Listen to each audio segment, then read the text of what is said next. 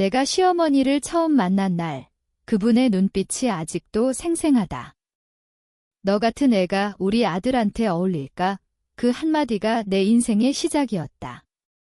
나는 평범한 집안에서 자란 여자, 서울의 작은 아파트에서 부모님과 함께 살며 꿈을 키웠다. 대학 졸업 후 직장에서 만난 남편, 그는 부잘없는 집안의 장남이었다. 결혼을 결심할 때 나는 이미 각오했다. 시댁의 무거운 짐을 짊어질 각오, 하지만 그 각오는 너무 순진했다. 결혼 첫날부터 시어머니의 말투는 날카로웠다. 요즘 애들은 집안일도 제대로 못하네. 아침 일찍 일어나 밥을 차리고 빨래를 하고 청소를 해도 늘 불만이었다. 남편은 엄마가 원래 그래 라고만 할 뿐 나를 감싸주지 않았다. 나는 참았다. 사랑하니까.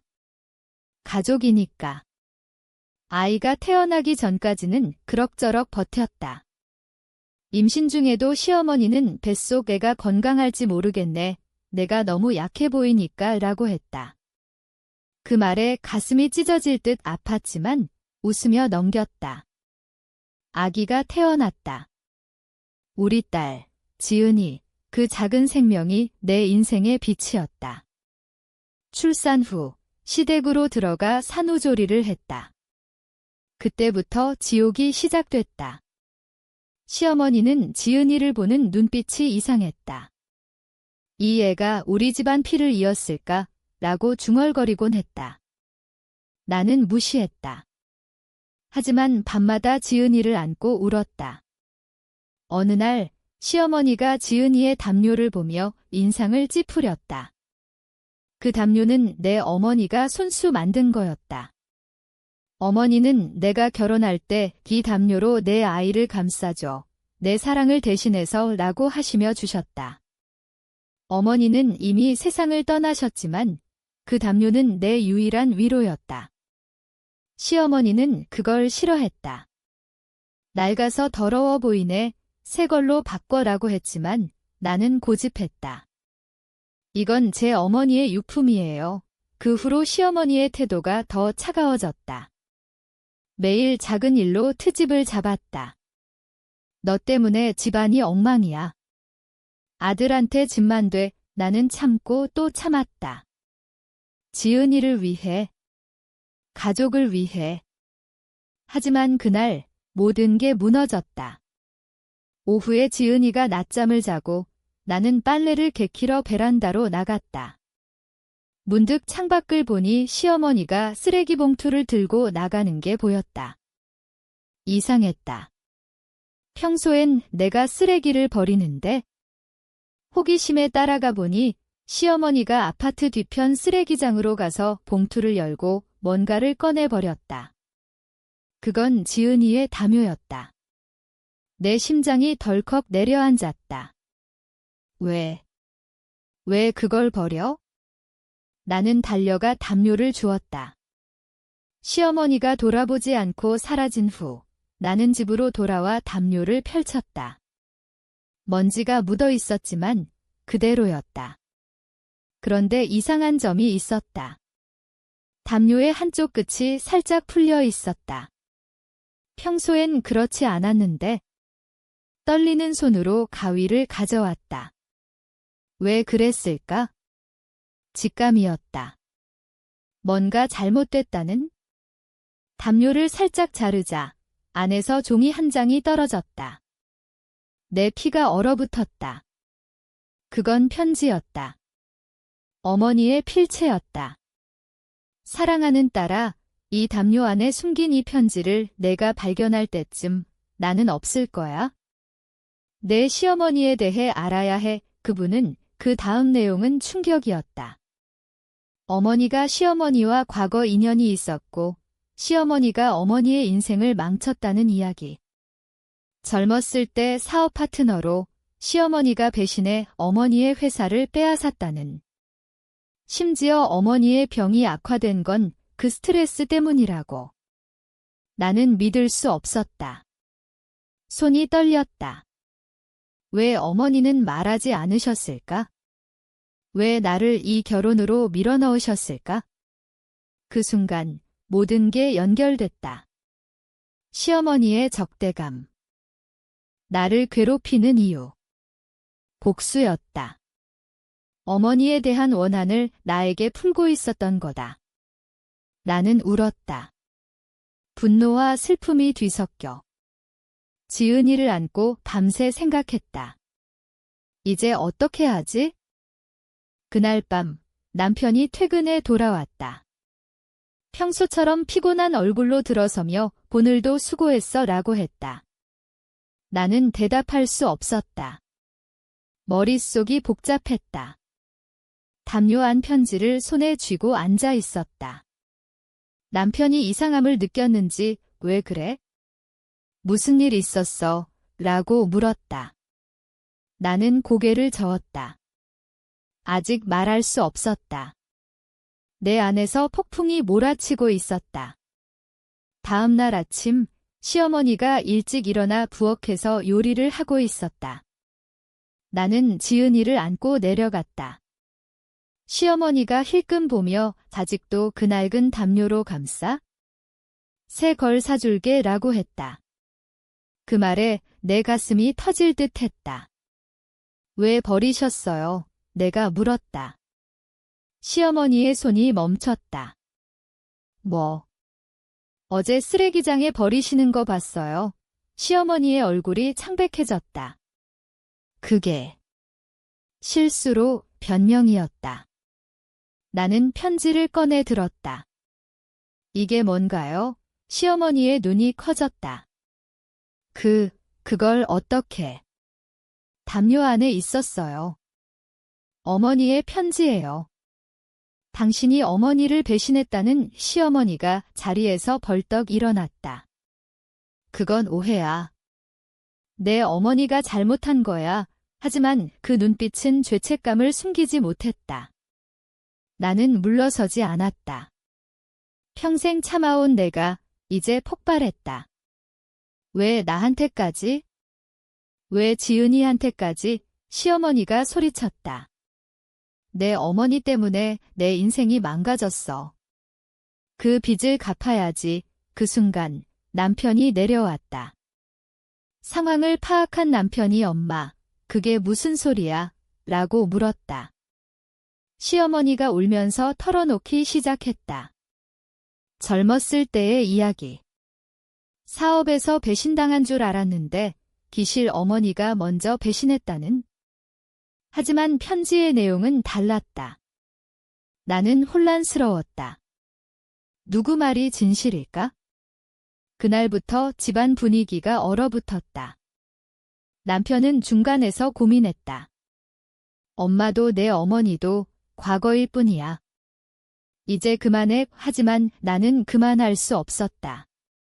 매일 시어머니의 얼굴을 볼 때마다 어머니의 고통이 떠올랐다. 지은이를 볼 때마다 미래가 두려웠다. 나는 결심했다. 이 집을 떠나야 한다. 하지만 쉽지 않았다. 남편은 가족인데 왜 그래? 라고 매달렸다. 시어머니는 내가 나가면 지은이는 어떻게 해? 라고 협박했다. 나는 밤마다 울었다. 내 안의 분노가 커졌다. 복수를 생각했다. 단순한 떠남이 아닌 그들에게 고통을 주고 싶었다. 그래서 계획을 세웠다. 먼저 어머니의 과거를 조사했다. 옛 지인들을 찾아다녔다. 놀랍게도 시어머니의 말이 일부 맞았다. 사업 분쟁에서 양쪽 다 잘못이 있었다. 하지만 시어머니가 더 악랄했다. 어머니의 회사를 빼앗은 후 병든 어머니를 외면했다. 그 증거를 모았다. 문서, 증언. 이제 내 차례였다. 저녁 식사 자리에서 나는 말했다. 이제 그만할게요. 하지만 한 가지만 해주세요. 시어머니가 의심스럽게 봤다. 뭐? 어머니 무덤에 가서 사죄 하세요. 시어머니의 얼굴이 일그러졌다. 미쳤어. 남편이 말렸다.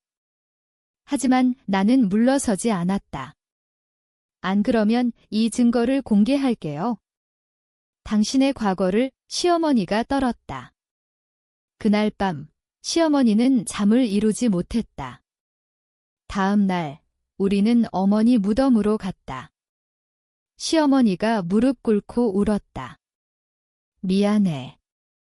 정말 미안해. 이 그 모습에 내 가슴이 아팠다. 복수가 아니라 해방이었다. 하지만 아직 끝나지 않았다. 집으로 돌아와 나는 남편에게 말했다. 이혼하자. 남편이 충격받았다. 왜? 이제 해결됐잖아. 아니, 난 더 이상 여기서 살 수 없어. 그 선택은 내 인생의 전환점이었다. 지은이를 데리고 집을 나왔다. 작은 아파트에서 새 삶을 시작했다. 시어머니는 그 후 병이 들었다. 후회 때문일까? 남편은 가끔 찾아와 미안하다고 했다. 나는 용서했다. 하지만 돌아가지 않았다. 이제 나는 자유다. 하지만 그 담요를 볼 때마다 그날의 충격이 떠오른다. 인생은 이렇게 작은 물건 하나로 뒤집힌다. 이혼 후 나는 지은이와 둘이서 서울 변두리 작은 아파트로 이사했다. 처음엔 힘들었다. 직장을 구하고 아이를 돌보고.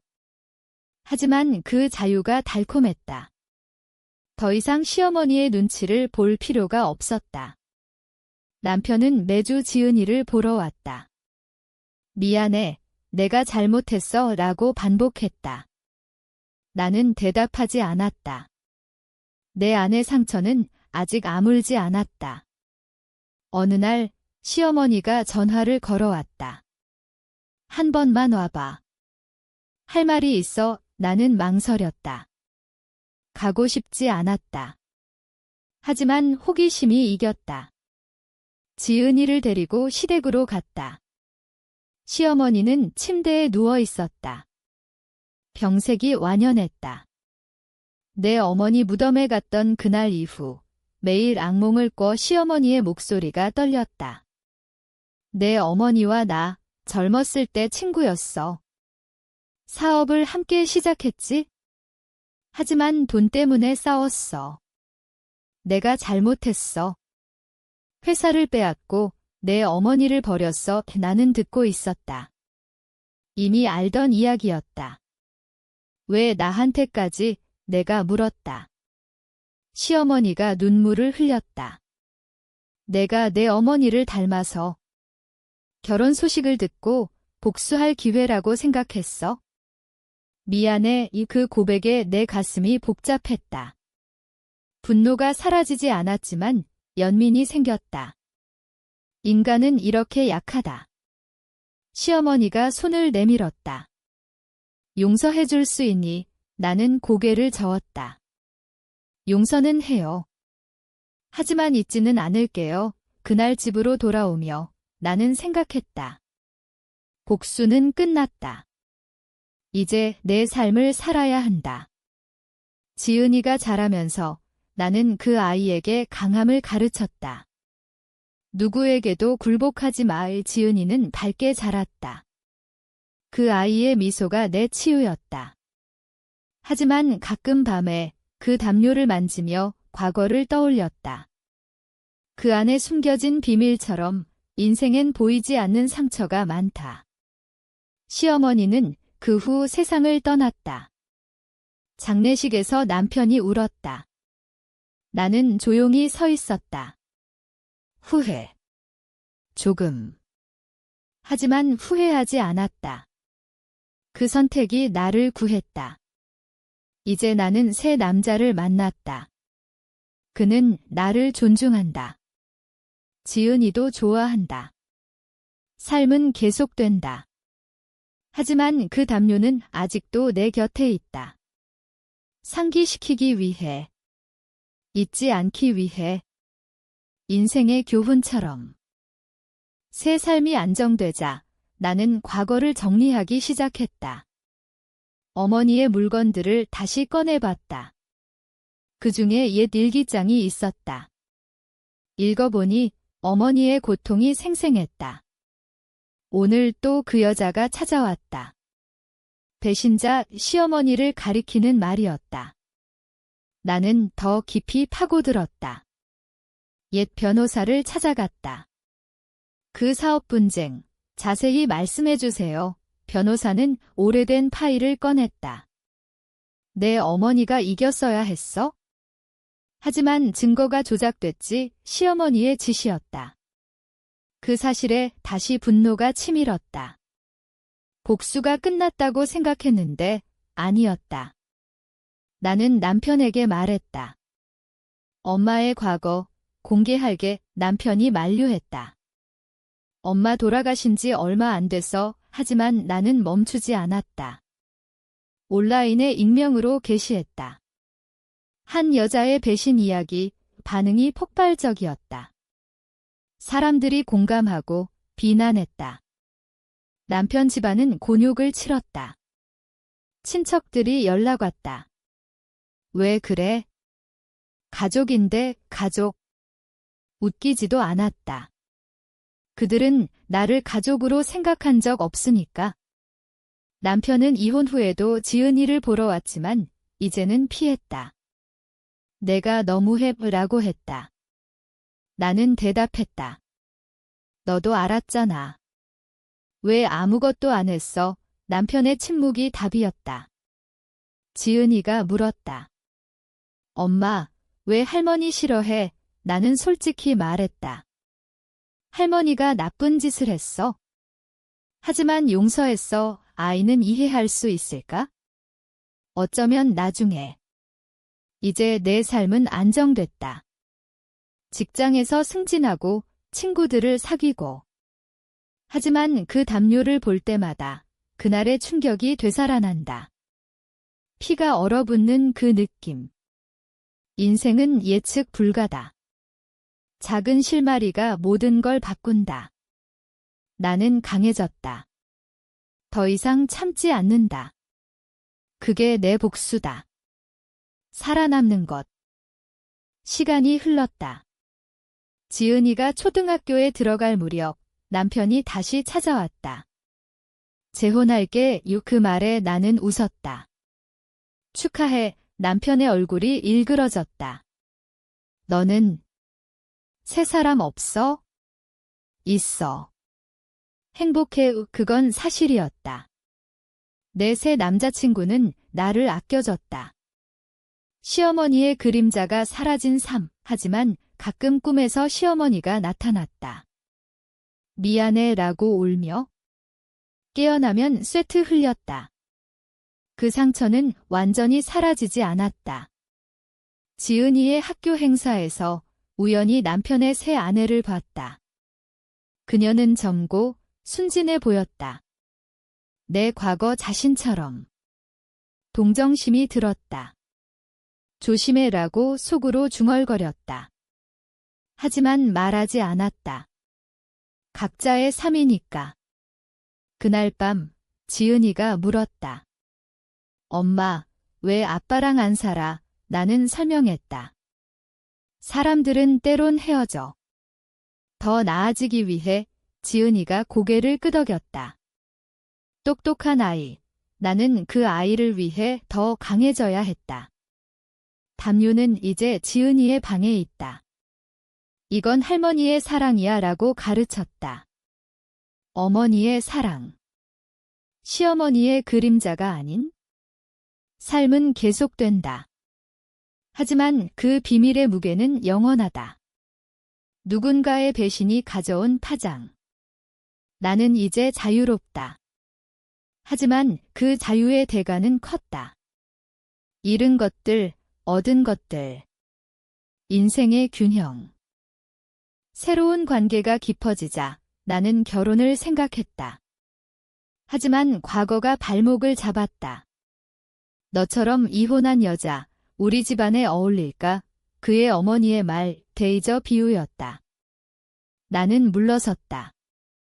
미안, 안 될 것 같아. 그는 이해했다. 내 상처, 알아. 혼자서도 괜찮았다. 지은이와 둘이 직장에서 성공했다. 승진, 인정. 강한 여자라는 소리를 들었다. 하지만 속으로는 여전히 약했다. 밤에 울 때가 있었다. 어머니를 생각하며, 시어머니를 생각하며, 왜 그렇게 됐을까?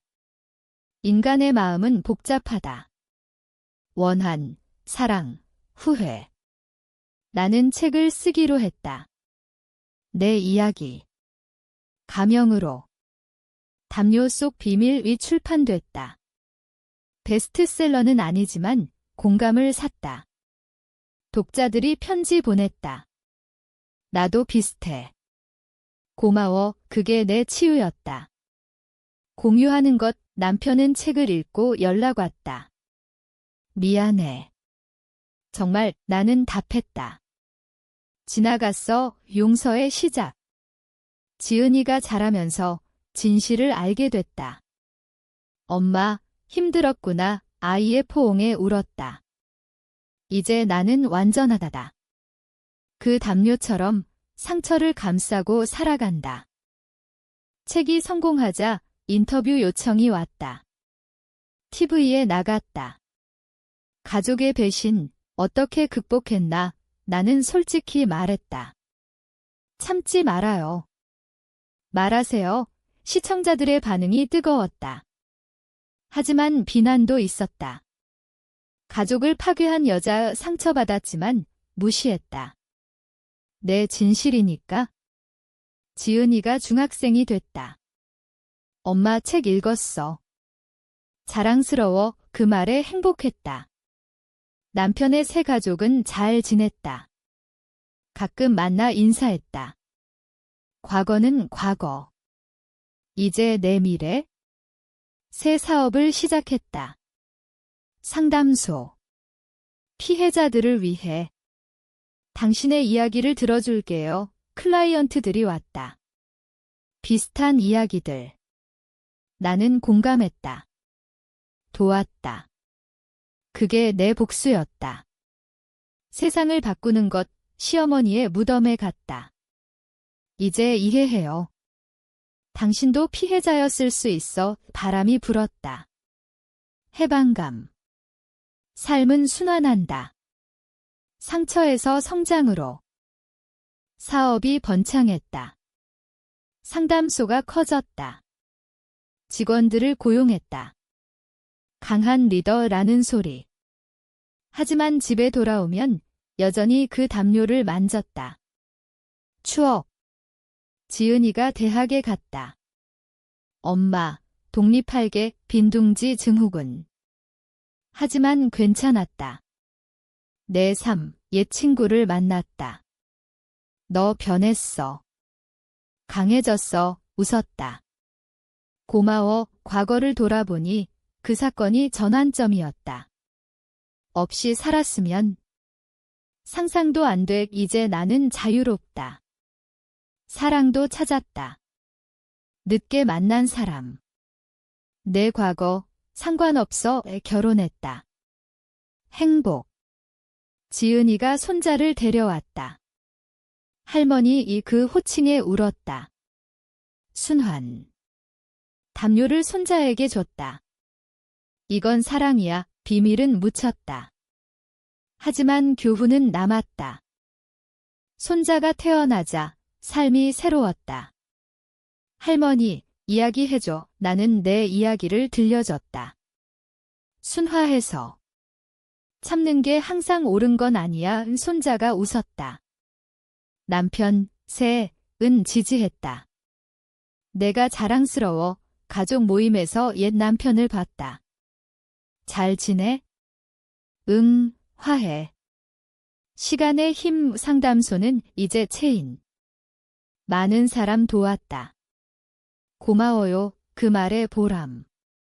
하지만 가끔 그날을 떠올린다. 담요를 자르던 순간.